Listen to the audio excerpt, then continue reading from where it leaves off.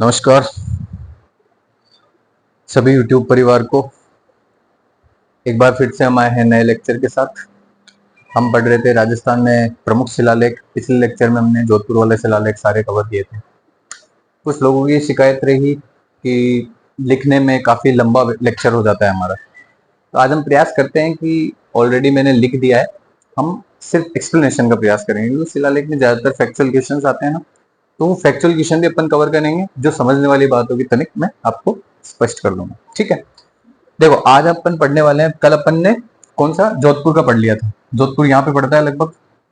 जोधपुर का शिलालेख अपन सारे कवर कर चुके हैं। यहाँ पे ये जैसलमेर मान लो आप, क्योंकि अपने नक्शे जो होंगे ना उनमें इतनी एक्यूरेसी नहीं होगी, लेकिन आपके समझने के कॉन्टेक्स्ट में ये इंपॉर्टेंट रहेगा। आज अपन जो पढ़ेंगे वो बाड़मेर के शिलालेख पढ़ेंगे, मुख्यतः जालोर के शिलालेख पढ़ेंगे, पाली के शिलालेख पढ़ेंगे और अजमेर के शिलालेख पढ़ेंगे। आज के ज्यादातर जो शिलालेख है वो परमारों के शिलालेख हैं, तो लगभग आप अगर इन शिलालेखों को सही से समझ लेंगे तो परमारों का लगभग इतिहास यहाँ से कवर हो जाता है। क्योंकि परमारों जो जालोर के परमार है स्पेशली और किराड़ू के परमार है, इनकी जानकारी की एकमात्र स्रोत है जो हमारे पास इसमें इन स्तंभ लेखों शिलालेखों से स्पष्ट हो जाएगा कि इन परमार शासकों ने किस प्रकार से शासन किया था। लेकिन क्योंकि हमारे पास स्पेस है, क्योंकि हमें वहां पे भी इसको कवर करना है, तो हम आज जो है इनमें जो महत्वपूर्ण बातें लिखी हुई है लेख में उस कॉन्टेक्स्ट में ही चर्चा करेंगे। बाकी परमाणु की संपूर्ण जो समग्र चर्चा है हमारे उसी लेक्चर में रहेगी। ठीक है, तो आप ये ध्यान रखना। जो बाड़मेर, सबसे पहले अपन जो है बाड़मेर के शिलालेख पढ़ेंगे, फिर जालोर के शिलालेख पढ़ेंगे, फिर पाली का शिलालेख पढ़ेंगे और अजमेर के शिलालेख पढ़ेंगे। ठीक है, तो सबसे पहले अपना आता है बाड़मेर की शिलालेख। तो बाड़मेर में अपने को एक किराड़ू नामक स्थान है बाड़मेर में, जहाँ के टेम्पल भी फेमस है। ठीक है, किराड़ू के टेम्पल फेमस है। मीनू खजुराहो भी किराड़ू को कहा जाता है। ठीक है, तो किराड़ू के जो परमाणु का जो सबसे अपने को इंपॉर्टेंट सोर्स मिलता है ना, इंपॉर्टेंट क्या एकमात्र सोर्स भी यही है। ठीक है, आप एकमात्र भी लिख सकते हैं, क्योंकि एक इसके अलावा कहीं पे और जगह किराड़ू बाड़मेर के जो किराड़ू शासक है स्पेशली कौन से परमार शासक, उनका उल्लेख नहीं मिलता है इनके अलावा। ठीक है, तो किराड़ू शासकों का, किराड़ू के परमारों का एकमात्र अवशेष अपने को कहाँ मिलते हैं? किराड़ू लेख में। ठीक है, 1161 में। मैंने कल भी आपको ये समझाया था कि प्रशस्तिकार, लेखक, उत्कीर्णकार ज्यादातर पूछे नहीं जाते हैं, लेकिन महत्वपूर्ण शिलालेखों में ये पूछे जाते हैं। तो अपन थोड़ा बहुत किराड़ू, क्योंकि एकमात्र सोर्स है तो इंपॉर्टेंट हो जाता है हर दृष्टिकोण से, तो अपन ये देख सकते हैं कि जो नरसिंह देव जी हैं वो तो इसके प्रशस्तिकार है, और यशोदेव और यशोधर जो है इसके लेखक और उत्कीर्णकार है। ठीक है, तो यश और नरसिंह दो नाम याद रख लेना आप। तो यश और नरसिंह इतना स्पेसिफिक होके तो वो नहीं पूछने वाला कि आपको कंफ्यूज करने के लिए एग्जामिनर पेपर सेट करे मान लो, तो वो एक अलग बात होती है। अदरवाइज यशोदेव और यशोधर में ऐसा कंफ्यूजन पैदा नहीं करेगा। ये भी पूछ लेना तो बहुत बड़ी बात है, वैसे पूछते नहीं प्रशस्तिकार और लेखक और उत्कीर्णन। अच्छा, क्या होता है ये डिफरेंस समझा देता हूँ। जो प्रशस्ति को लिखने वाला प्रशस्तिकार जो होता है ना, जो प्रशस्ति पे उकेरेगा, ठीक है, तो जो प्रशस्ति पे जो लैंग्वेज लिखी हुई है ना, प्रशस्तिकार वो होता है जो प्रशस्ति पे जो लैंग्वेज लिखी हुई है उसको लिखने वाला। तो जो इंपॉर्टेंट आदमी होता है ना वो हमेशा प्रशस्तिकार होता है, क्योंकि जो प्रशस्ति पे जो लेख होता है ना वो एक्चुअली उसके दिमाग की उपज होती है। तो जो नरसिंह देव जी है वो इंपॉर्टेंट है, क्योंकि वो क्या है? प्रशस्तिकार है, क्योंकि वो जो चीज वहां पे लिखी हुई है ना किराड़ू लेख में, उनका किसके दिमाग की उपज है? नरसिंह देव जी के दिमाग की उपज है। ठीक है, फिर एक होता है लेखक, जो वहां पे लेखन करेगा। ठीक है, वो लेखन का काम कौन करेगा? यशोदेव जी। फिर उत्कीर्ण किसने करा? उत्कीर्ण करा यशोधर ने। उत्कीर्ण करने का मतलब कार्य किसने किया? यशोधर ने। यशोधर ने उसको, लेख को उस पत्थर पे उकेरा, तो उकेरने का काम कौन करेगा? यशोधर। लिखने का काम कौन करेगा? यशोदेव। और प्रशस्तिकार किसके दिमाग की उपज है, किसकी काव्य कृति है? वो है नरसिंह देव जी। ठीक है, ये डिफरेंस होता है प्रशस्तिकार, लेखक और उत्कीर्णन में। ओके, किराड़ू परमात्मा का एकमात्र भी लेख है। अच्छा, हमने पढ़ा था अपन इसको और डिटेल में भी देखते हैं कि जो वशिष्ठ मुनि है, ये अपने जो पृथ्वीराज रासो है उसमें भी उल्लेख है कि वशिष्ठ मुनि ने आबू पर्वत पे जो है एक यज्ञ किया। आबू पर्वत पर जो यज्ञ का संचालन हुआ वो वशिष्ठ ऋषि की अध्यक्षता में हुआ। उस यज्ञ में उसने आह्वान करके 4 व्यक्तियों को पैदा किया। 4 व्यक्ति कौन कौन है? एक प्रतिहार है, एक परमार है, एक चौहान है, एक चालुक्य है। जो गुजरात के चालुक्य हैं वो भी, मैं चालुक्य को नाम लिखना भूल गया। ठीक है, वो भी इसी के अंतर आते हैं। ये सोलंकी भी कहलाते हैं, चालुक्य सोलंकी होते हैं, ये ध्यान रख लेना।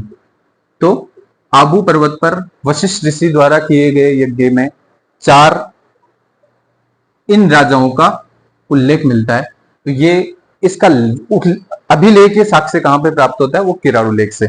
अच्छा, आपका प्रश्न ये उठ सकता है कि सर यज्ञ से कैसे व्यक्ति पैदा हो सकता है? ठीक है, वो पैदा नहीं होता था। एक्चुअली यज्ञ में जो है हमारे जब भी हमारा कोई ऐसा कार्य संपादित किया जाता था, बहुत ही जो शुभ कार्य होते थे ना, हमारे संपादन करने से पहले यज्ञ की परंपरा हमेशा चली हुई है। तो वैदिक युग से ये परंपरा निरंतर चली आ रही है और इवन आज तक भी यज्ञ होते हैं। किसी भी शुभ कार्य को करने के लिए हवन कुंड वगैरह अपन बनाते हैं घर में, और हवन भी होते हैं। तो उस समय में स्थिति ये थी कि जो बाहर से जो आक्रांता बाह्य आक्रांता आ रहे थे, उस आक्रांताओं को के आक्रमणों को, निरंतर जो आक्रमण हो रहे थे, उन आक्रमणों को रोकने के लिए वशिष्ठ मुनि द्वारा एक यज्ञ का आयोजन किया जाता है, जिसमें प्रतिहारों को, परमारों को, चौहान और चालुक्यों को यजमान के तौर पर बैठाया जाता है और उनको एक देवीय शक्ति का आह्वान किया जाता है कि हे प्रभु, हे देवताओं, जितनी भी सारी शक्तियां हैं, जो भी इनको युद्ध में जीतने के लिए जिन शक्तियों की आवश्यकता है, आप इन्हें प्रदान करिए। इस उद्देश्य के साथ वो यज्ञ किया जाता था। तो इन चारों को अपन इसीलिए कहना, इसे बोलते हैं अग्निकुंड का सिद्धांत। क्या बोलते हैं इसको? अग्निकुंड का सिद्धांत। अग्निकुंड का सिद्धांत यही है कि इन चारों की उत्पत्ति जो है वो अग्निकुंड से हुई है। लेकिन अग्निकुंड का अर्थ ये है कि इन्हें देवी शक्तियों की प्राप्ति हुई है अग्निकुंड से। उत्पत्ति मतलब ऐसा नहीं कि यज्ञ में से आदमी निकल रहे हैं, ठीक है, ऐसा नहीं हुआ था। ऑब्वियसली वो साइंटिफिक तौर पे भी वो चीज ठीक नहीं लगती। ओके, तो हम देखते हैं कि वशिष्ठ मुनि द्वारा यज्ञ का जिक्र कहां पे आता है? इस लेख में, अभिलेख में आता है, 1161 के अभिलेख में, किराड़ू लेख में। और जो सिंधुराज होता है, ठीक है, सिंधुराज यहाँ का शासक होता है। किराड़ू के परमारों का महत्वपूर्ण शासक हुआ है सिंधुराज। सिंधुराज एक्चुअली सभी परमारों में आपको मिल जाएंगे। सिंधुराज किराड़ू के परमाणु में मिल जाएंगे, जालोर के परमाणु में मिल जाएंगे, मालवा के परमाणु में मिल जाएगा सिंधुराज। ठीक है, तो चारों परमाणु, तीनों परमाणु में मिल जाएगा। तो सिंधुराज जो थे वो मारवाड़ के शासक थे। मारवाड़ वाला जो पूरा रीजन है वो सिंधुराज के अंतर्गत आता था। ये बात किसमें लिखी हुई है? किराड़ू लेख में। ओके, ये इंपॉर्टेंट पॉइंट है, आप याद रखना। ठीक, इसके अलावा अपन बाड़मेर में एक ही लेख है अपना इंपॉर्टेंट, आप ये कंप्लीट कर देते हैं। अब एक अपने जो मेन जो लेख आते हैं 3, वो है जालोर के। जालोर में जो है ना अपना पहला अभिलेख आता है महावीर मंदिर का अभिलेख। महावीर मंदिर का अभिलेख लगभग 1624 के आसपास का अभिलेख है। 1624 में विजयसेन सूरी नामक व्यक्ति ने महावीर मंदिर में अभिलेख खुदवाया था। विजयसेन सूरी ये लगभग अकबर से संबंधित था, अकबर के दरबार से संबंधित था, इसलिए विजयसेन सूरी। और एक और इनके गुरु थे हरि विजय सूरी, जिसे हीर विजय सूरी भी कहते हैं कई बार। हरि विजय सूरी है वैसे नाम। तो हरि विजय सूरी को अकबर ने जगत गुरु की उपाधि दी थी। ये बात किसमें मेंशन है? महावीर मंदिर की शिलालेख 1624 में। अच्छा, इसमें यह भी उल्लेख है कि जो जालोर वाला एरिया है उसको कौन सा क्षेत्र बोलते थे? शत्रुंजय क्षेत्र, है ना। शत्रुंजय क्षेत्र किस एरिया को बोलते हैं? जालोर वाले क्षेत्र को। ऐसा जो उल्लेख है वो कहां पर मिलता है अपने को? महावीर जो मंदिर का अभिलेख है जालोर से, उसमें मिलता है 1624 वाले में। क्या मिलता है कि शत्रुंजय तीर्थ से अकबर ने जो है ना, शत्रुंजय तीर्थ से जजिया कर को हटा दिया था। ऐसा उल्लेख कहां पे मिलता है अपने को? महावीर मंदिर अभिलेख में। ओके, इसके अलावा एक इंपॉर्टेंट अभिलेख है जो जालोर दुर्ग के तोपखाने की दीवार पे लगा हुआ है, जिसको अपन जालोर दुर्ग अभिलेख भी कहते हैं, क्योंकि तोपखाने की दीवार पे लगा हुआ है। तो ये एक इसकी स्थिति बताता है, क्योंकि जालोर के बहुत सारे है ना, महावीर मंदिर है, ये जालोर दुर्ग का अभिलेख है, और एक जालोर शिलालेख भी है। ठीक है, तो जालोर शिलालेख भी जालोर दुर्ग में ही है होने में तो। ठीक है, लेकिन जालोर दुर्ग के तोपखाने की दीवार पे लगा हुआ है ये 1118 का अभिलेख है। ये भी परमारों का अभिलेख है, ये ध्यान रख लेना। बट ये किराड़ू के परमार थे, ये जालोर के परमार थे।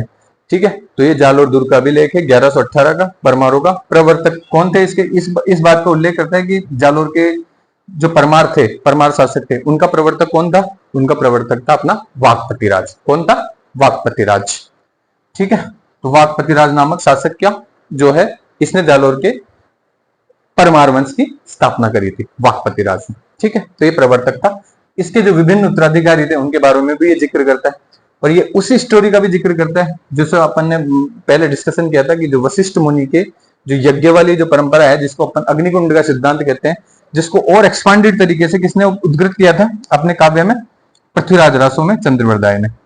तो पृथ्वीराज रासो की बात जो है ना, उसके अभिलेखीय साक्ष्य कहां कहां मिलते हैं अपने को?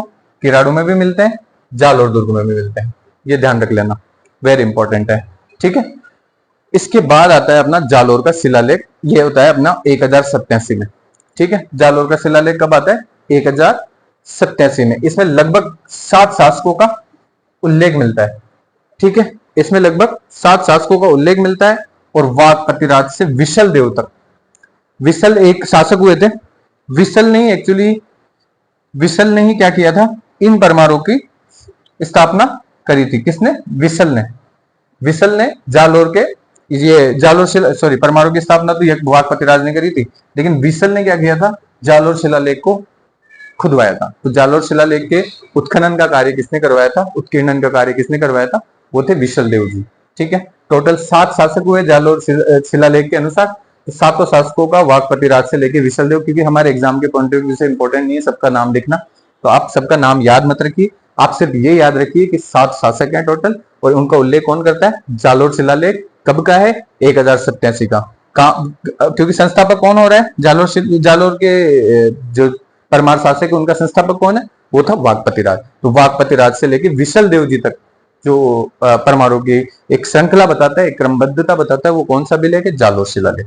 और ये विशल ने खुदवाया था, क्योंकि विशल लास्ट शासक था इसका, इनके इसके हिसाब से, शिलालेख के हिसाब से, तो विशल ने ये खुदवाया था। ठीक है, फिर एक अपना पाली में भी एक शिलालेख पड़ता है जिसको अपन बोलते हैं कोट सोलंकी का। कोट सोलंकी गांव है अपना, आपने देसुरी की नाल का नाम सुना?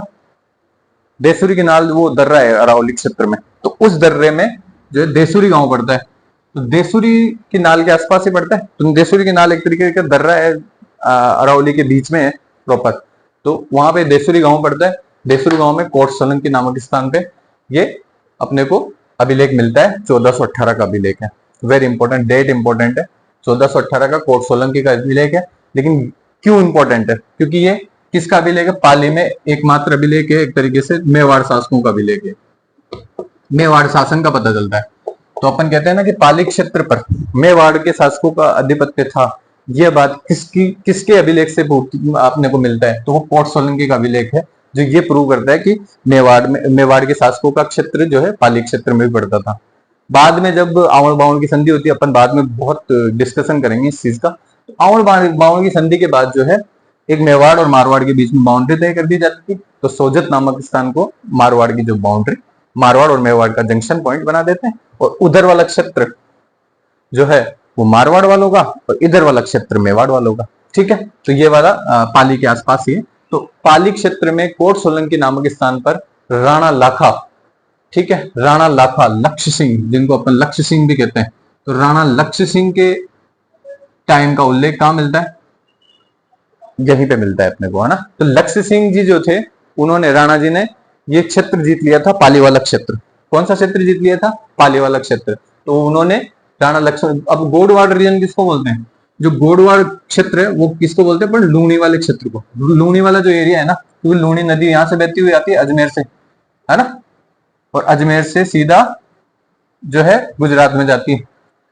ठीक है, तो पाली वाले जो रीजन में से होके आती है ना, तो वो वाला एरिया जो है पूरा, वो क्या, कौन सा एरिया कहलाता है? वो एरिया कहलाता है अपना लूणी का क्षेत्र, जिसको अपन बोलते हैं गोडवाड़ रीजन, गोडवाड़ क्षेत्र। तो गोडवाड़ क्षेत्र में देसुरी गांव में एक अभिलेख अपने को प्राप्त होता है, कोट सोलंकी अभिलेख। कोट सोलंकी अभिलेख 1418 का अभिलेख है। ठीक है, किसका है? राणा लाखा का अभिलेख है। राणा लाखा के विजयों को बताता है कि राणा लाखा ने जो है पाली वाला जो गोडवाड़ वाला एरिया है वो जीत लिया था। और लाखा के जीवन काल का निर्धारण किससे तय होता है? ठीक है, लाखा के जीवन काल का निर्धारण जो है वो यही अभिलेख करता है, कोट सोलंकी अभिलेख। ठीक है, राणा लाखा जी के बारे में अपन बहुत सारी चर्चाएं करेंगे बाद में। ठीक है, अभी के लिए इतना ही है। एक लास्ट जो अपना जिला बच गया अजमेर, अजमेर में अपन देखते हैं बड़ली का स्तंभ लेख खुदा हुआ है। बड़ली वाला जो स्तंभ लेख है वो लगभग 443 बीसी के आसपास का अभिलेख है। बड़ली वाला अभिलेख न केवल राजस्थान का अपितु भारत का सबसे पुराना अभिलेख है, इस बात का ध्यान रखना। जो पीपरवा अभिलेख है उत्तर प्रदेश में पड़ता है अपना पीपरवा। पीपरवा जो है प्राचीनतम शिलालेख है, स्तंभ लेख है इवन, क्योंकि स्तंभ लेख है, ध्यान रख लेना। बड़ली का जो है कोई पूछ ले, बड़ली शिलालेख है कि स्तंभ लेख है, ठीक है, तो अपन क्या कहेंगे? बड़ली स्तंभ लेख है। तो ये अशोक से भी पहले, लगभग चंद्रगुप्त के लिए बोलते हैं कि चंद्रगुप्त, लेकिन 443 वाली डेट तो उससे भी आगे जाती है। कि 321 वाला 21 BC के आसपास चंद्रगुप्त थे, तो चंद्रगुप्त से भी पहले का अभिलेख है ना। तो कई लोग तो चंद्रगुप्त का मानते हैं, कई लोग उससे भी पहले का मानते हैं, लेकिन कई लोग इसकी डेट 200 BC भी मानते हैं, 200 BC भी मानते हैं। लेकिन जो 443 वाले जो डेट थे वो कौन मानते हैं? अपने गौरीशंकर हीराचंद ओझा। तो वो इंपॉर्टेंट साहित्य अपने इतिहासकार है, राजस्थान के प्रबुद्ध इतिहासकार हुए हैं, तो उन्होंने जो है इसकी डेट क्या मानी है? 443 BC। इसी वजह से अपने राजस्थान में बड़ली स्तंभ लेख की डेट क्या मानी जाती है? 243 BC के आसपास। ठीक है, ये चंद्रगुप्त वगैरह याद रखने की जरूरत नहीं है आप वैसे, लेकिन अलग अलग पुस्तकों में आपको अलग अलग जिक्र मिलेंगे इसके। ठीक है, राजस्थान और भारत का प्राचीनतम, क्योंकि पिपरवा के बाद है तो भारत का भी लगभग प्राचीनतम अभिलेखों में से एक है। फिर 1912 में किसने खोज की थी इनकी? GH ओझा साहब ने खोज की थी इसकी। किसने की थी? गौरीशंकर हीराचंद ओझा ने, और अजमेर संग्रहालय में इसको रखा था। अभी भी वर्तमान में कहां पे सुरक्षित है? अजमेर संग्रहालय में संरक्षित है। कहां पे मिला है? भीलोत माता के मंदिर। अब ये भी पूछा जाता है कई बार कि बड़ली स्तंभ लेख कहां मिला हुआ है, तो ये भीलोत माता के मंदिर पे मिला हुआ है। अलग अलग आपको ऑप्शन दे देते हैं, तो ये याद रख लेना कि भीलोत माता के जो है मंदिर में लिखा गया। एक बार फटाफट सबका क्रक्स देख लें अपन, 1 मिनट में, आपका 2 मिनट में रिवीजन हो जाएगा पूरा, क्योंकि अपन ने सब कुछ डिस्कस कर लिया। जालोर के सारे शिलालेख देखते हैं। सबसे पहला महावीर मंदिर शिलालेख 1624 का शिलालेख है। विजयसेन सूरी, विजयसेन सूरी याद रख लेना, विजयसेन सूरी है। हीर विजय जिनको बोलते हैं, हरि विजय, हरि विजय सूरी को जगत गुरु की उपाधि दी गई। इसी अभिलेख से हमें पता चलता है। शत्रुंजय तीर्थ, जिसको अपन जालोर वाला एरिया कहते हैं, शत्रुंजय तीर्थ से अकबर ने जजिया कर वसूलना बंद कर दिया था। ये बात का उल्लेख कहां मिलता है अपने को? महावीर मंदिर शिलालेख से मिलता है 1624 के से। ठीक है, 2 चीजें इंपॉर्टेंट है इसमें, 2 ही चीजें याद रखनी। फिर दूसरा जो अभिलेख मिलता है जालोर से, वो जालोर दुर्ग का अभिलेख मिलता है। 1118 का अभिलेख है, तोपखाने की दीवार पर खुदा हुआ है। परमारों का अभिलेख है अपना, परमारों के प्रवर्तकों का, जो जालोर के परमार थे उनका प्रवर्तक कौन, किसको बताता है? वाघपति राज को बताता है। ठीक है, वाघपति राज और उनके उत्तराधिकारियों के बारे में चर्चा करता है। प्लस वशिष्ठ मुनि के यज्ञ से जो 4 संतानों की उत्पत्ति हुई, जो 4 राजपूत जातियों की उत्पत्ति हुई है, उसका भी अग्निकुंड के सिद्धांत का भी उल्लेख कौन करता है? जालोर दुर्ग का शिलालेख। ठीक है, फिर एक होता है जालोर शिलालेख जो 1087 में जो है बीसल देव जी ने खुदवाया था, और ये 7 शासकों का उल्लेख करता है। वाघपति राज से बीसल के तक के 7 शासकों का उल्लेख करता है। पाली में एक ही अभिलेख याद रखना है अपने को, कोट सोलंकी 1418 देसुरी गांव में। ठीक है, देसुरी नाल में के आसपास पड़ता है गांव। गोडवाड़ एरिया, जो पाली वाला एरिया है ना, गोडवाड़ क्षेत्र, उसमें जो है राणा लाखा द्वारा जो उस वाले क्षेत्र को जीता जाता है, उसका उल्लेख करता है। और लाखा के जीवन काल का निर्धारण करने वाला ये कौन सा अभिलेख है? एकमात्र अभिलेख है एक तरीके से देखा जाए तो। और मेवाड़ का शासन पाली वाले एरिया में स्वीकार कौन करता है? ये कोट सोलंकी का अभिलेख करता है। फिर बड़ली वाला शिलालेख है, बड़ली का स्तंभ लेख है, 443 BC का है। 443 राजस्थान का ही नहीं अपितु भारत का भी सबसे प्राचीनतम अभिलेखों में से एक है। पिपरवा के बाद का यही अभिलेख है, यूपी में पड़ता है पिपरवा अपना। 1912 में GH ओझा जी द्वारा खोज करी जाती है इसकी, और वर्तमान में अजमेर संग्रहालय में संरक्षित की अवस्था में है। ठीक है, और भीलोत माता मंदिर से ये प्राप्त हुआ है। ठीक है, ये याद रख लेना। फिर एक है किराड़ू अभिलेख, बाड़मेर का एकमात्र अभिलेख अपन देखेंगे कौन सा है? किराड़ू अभिलेख है। और किराड़ू परमाणु का एकमात्र जिक्र भी कहां पे मिलता है अपने को? किराड़ू अभिलेख में, बाड़मेर में। 1161 का अभिलेख है। प्रशस्तिकार है इसका नरसिंह देव जी, लेखक है यशोदेव जी, और उत्कीर्ण किसने करा है? यशोधर जी ने। ठीक है, और वशिष्ठ मुनि ने यज्ञ करवाया। ये वाली जो अग्निकुंड वाले सिद्धांत की जो परंपरा है, इसको भी, इसकी जानकारी भी यहां से भी प्राप्त होती है, वशिष्ठ मुनि के यज्ञ की किराड़ू लेख से भी प्राप्त। और कहां से प्राप्त होती है? जालोर दुर्ग के लेख से प्राप्त होती है। ठीक है, फिर ये एक बात और कहता है कि जो सिंधुराज थे, सिंधुराज जो किराड़ू के परमारों में सिंधुराज नाम का जो शासक था, उसको पूरे मारवाड़ एरिया का शासक बताया। किसने बताया? किराड़ू लेख ने बताया 1161 के। इतनी सी बातें याद रखनी है अपने को। इसमें कौन कौन से जिले हो गए अपना? जोधपुर पहले से हो रखा था, जैसलमेर पहले से, अभी जैसलमेर अभी डिस्कस कर लेंगे अगर होगा तो, और बाड़मेर जो है ऑलरेडी अपना किराड़ू लेख याद करना है। जालोर में अपने को ये 3 लेख याद करने हैं। पाली में ये कोट सोलंकी याद करना है। अजमेर में बड़ली याद रखना है। इसके अलावा कोई शिलालेख याद नहीं करना है अपने को अभी। ठीक है, बहुत है अपने आज के लिए, शायद इतना ही काफी होगा। कल आप फिर से एक बार तैयार कर लेना, जो अपने मैटर पढ़ा है उसको बार बार रिवीजन कर लेना, क्योंकि मैं ज्यादा से ज्यादा कोशिश करता हूँ छोटे से छोटे वीडियोस बनाऊं। उससे क्या होता है? बोरियत नहीं आएगी एक तो आपको, और चीजें याद रहने में भी आप बार बार सुन सकते हो क्विकली, है ना।